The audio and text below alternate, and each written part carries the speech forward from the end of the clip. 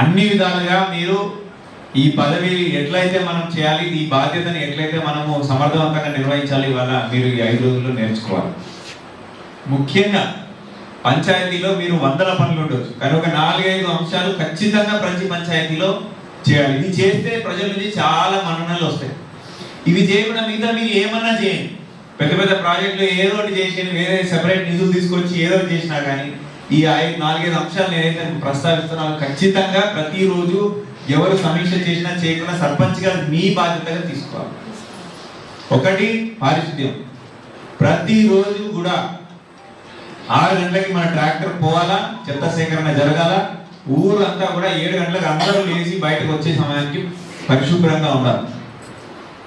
పారిశుద్ధ్యం లేకపోతే మిగతా మీరు ఎన్నైనా చేయండి, ఇప్పుడు మీకు సరిగ్గా అది ప్రజలు ఎప్పుడు కూడా దాన్ని స్వీకరించారు.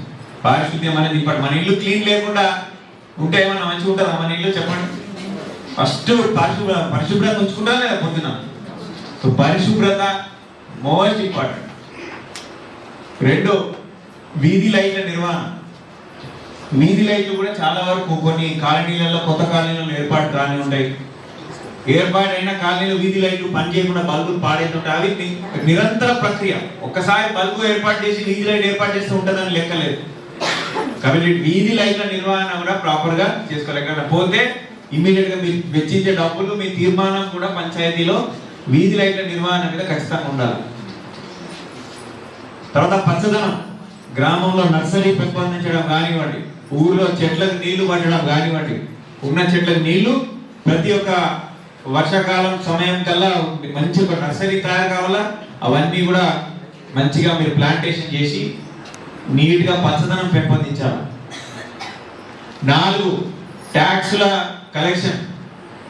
పన్నులు కూడా మనం కరెక్ట్గా టైంకి కలెక్ట్ చేయాలి, అందరి దగ్గర నుంచి కలెక్ట్ చేయాలి. దాంట్లో సంఘీభావం చూపించడము దాంట్లో మాత్రం అస్సలు చూపించద్దు. మీరు ఒక బాధ్యతాయుతమైన ఉన్నారు.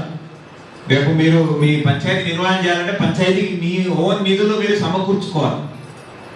ఎవరి మీద డిపెండ్ కావద్దు. వేరే స్టేట్ నుంచి, సెంట్రల్ నుంచి వచ్చేవి వస్తాయి, కానీ మీ పంచాయతీలో కరెక్ట్గా మీరు డబ్బులు ఉన్నప్పుడే వాళ్ళు కూడా పంచాయతీలో భాగస్వాములు అవుతారు. సో పన్నులు కలెక్ట్ చేయడం అనేది అదేదో మనము వారు ఎవరి కోసం చేసినా కాదు, మన కోసం మనం చేస్తున్నాం. కాబట్టి పంచాయతీలో పన్నుల కలెక్షన్ కూడా ఖచ్చితంగా 100% చేయాలి. తర్వాత చార్జ్ ఎక్స్పెండిచర్ అంటారు. అంటే ఖచ్చితంగా మీకు 100 రూపాయలు ఉంటే ఆ 100 రూపాయలు ఫస్ట్ ఇవి అయిపోయినాకనే మిగతా దేనికైనా ఖర్చు పెట్టుకోవాలి. అటువంటి ఏంటిది? Current bill. మీ వీధి లైట్ నిర్వహణ కావాలా, కరెంటు వాళ్ళు కట్ చేయదంటే ఏంటి, కరెక్ట్ టైంకి బిల్ ఇస్తేనే వాళ్ళు కంటిన్యూ చేస్తారు, లేకపోతే కట్ చేసేస్తారు. సో మీరు సీసీ రోడ్లని అదని ఇదని దేనికో ఖర్చు పెట్టి కరెంటు నిర్వహణ చేయకపోతే అది ఇబ్బంది.